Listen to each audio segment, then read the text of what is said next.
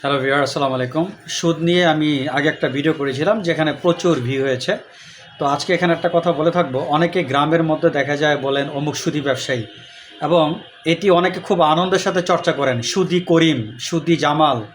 মানে আপনি প্রয়োজনে টাকা নিচ্ছেন, কিন্তু যখন আপনি টাকা ফেরত দিবেন এবং কিছু টাকা বেশি দিবেন, ব্যাস সুন্দর একটা বিশেষণ দিয়ে দিলেন, সুদী কামাল সাহেব, সুদী জামাল সাহেব।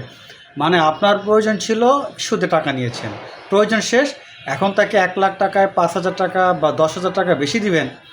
আপনি 1,00,000 টাকা নিয়ে মিনিমাম 20,000 টাকা আয় করেছেন, বা 1,00,000 টাকা নিয়ে বড় একটি প্রবলেম সলভ করেছেন। এখন 2-3 মাস পরে বা 5-6 মাস পরে তাকে 5,000 টাকা বেশি দিবেন, সুন্দর একটি বিশেষণ দিয়ে দিলেন, সুদী কামাল। এই হচ্ছে উপকারের গাড়ি লাথি। এই ধরনের কথাবার্তা বলবেন না, এটা ইসলামে কখনো সুদের পর্যায়ে পড়ে না। আমি আগের ভিডিও বলেছিলাম, রিবা বলতে 100% বেশি সুদকে বলে। এখন আপনি আপনার বিপদের সময় আপনার ছেলেকে বিদেশ পাঠাবেন বা ব্যবসার কাজের জন্য একজনের কাছ থেকে 1,00,000 টাকা নিলেন, 6 মাস পরে তাকে 10,000 টাকা দিলেন, তাকে 10,000 টাকা দিবেন, এই শর্তে তার কাছে লোন নিয়েছেন। লোন দেওয়ার সময় যখন আপনি সুদ গণনা করছেন, তখনই সুন্দর করে একটা বিশেষণ দিয়ে দিলেন, সুদী কামাল সাহেব। ফার্দার এই ধরনের কথাবার্তা বলবেন না, অনৈতিক কথাবার্তা থেকে দূরে থাকুন, ধর্মকে জানুন, এটা সুদের আওতায় পড়বে না। আশা করি ভিডিওটি বুঝতে পেরেছেন।